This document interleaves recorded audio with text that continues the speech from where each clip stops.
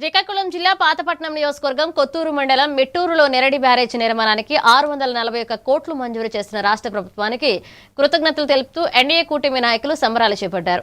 MLA మామిడి గోవిందరావు ఆధ్వర్యంలో CM Chandrababu, మంత్రి నారా లోకేష్, కేంద్ర మంత్రి కింజరపు రామ్మోహన్ నాయుడు, మంత్రి అచ్చెన్నాయుడు చిత్రపటాలకు పాలాభిషేకం చేశారు.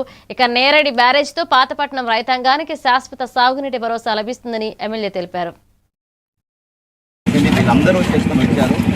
అని కూటమి ప్రభుత్వంలో 2017లోనే అచ్చెన్నాయుడు గారు కృషికి నాంది పలికారు.